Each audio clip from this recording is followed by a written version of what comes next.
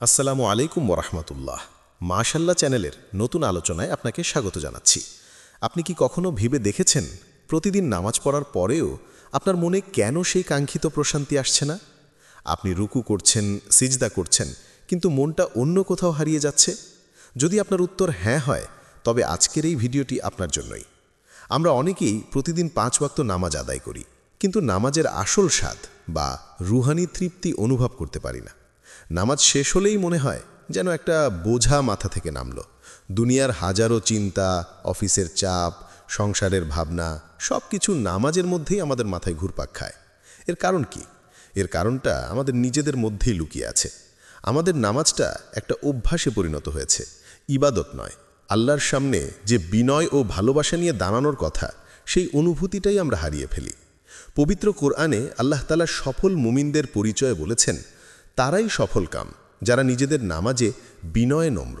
সূরা আল মুমিনুন 1-2।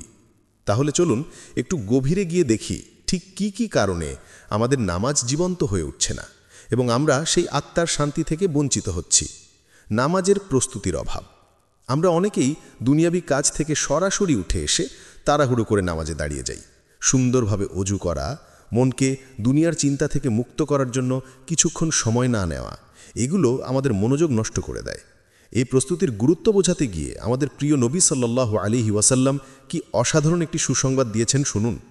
তিনি বলেছেন, যে ব্যক্তি সুন্দরভাবে অজু করে, এরপর দুনিয়ার সব চিন্তা থেকে মনকে মুক্ত করে পূর্ণ মনোযোগের সাথে মাত্র 2 রাকাত নামাজ আদায় করে, তার জন্য জান্নাত ওয়াজিব হয়ে যায়। অর্থ না বুঝে নামাজ পড়া। আমরা যা পড়ছি তার অর্থ যখন বুঝি না, তখন সেটা আমাদের অন্তরে প্রভাব ফেলে না। সূরা ফাতিহা থেকে শুরু করে তাসবিহগুলো পর্যন্ত যদি আমরা এর অর্থ বুঝে পড়তাম, তাহলে আল্লাহর সাথে আমাদের কথোপকথন আরও জীবন্ত হয়ে উঠত। তাড়াহুড়ো করে নামাজ আদায় করা, রুকু ও সিজদা ঠিকমতো আদায় না করা, ধীর স্থিরতার অভাব নামাজকে প্রাণহীন করে তোলে।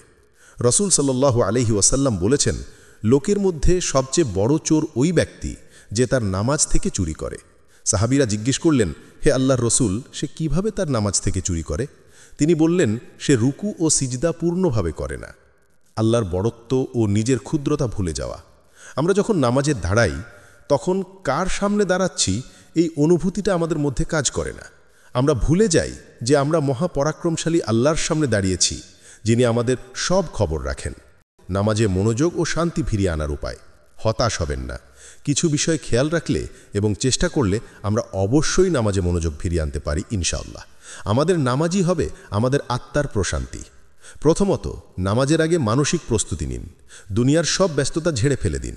মোবাইল ফোন সাইলেন্ট করুন বা দূরে রাখুন। শান্ত ও কোলাহলমুক্ত একটি স্থান বেছে নিন। মনে মনে ভাবুন আপনি আল্লাহর সাথে দেখা করতে যাচ্ছেন। দ্বিতীয়ত, অজু করুন ধীর স্থির ও সুন্দরভাবে। প্রতিটি অঙ্গ ধোয়ার সময় গুনাহ মাফের কথা স্মরণ করুন। মনে রাখবেন, পবিত্রতা নামাজের চাবিকাঠি। তৃতীয়ত, অর্থ বুঝে পড়ুন। প্রতিদিন একটি করে আয়াতের অর্থ শেখার চেষ্টা করুন। বিশেষ করে সূরা ফাতিহার অর্থ গভীরভাবে উপলব্ধি করুন। যখন আপনি পড়বেন আলহামদুলিল্লাহি রব্বিল আলামিন, তখন অনুভব করুন যে আপনি সমগ্র বিশ্বের প্রতিপালকের প্রশংসা করছেন।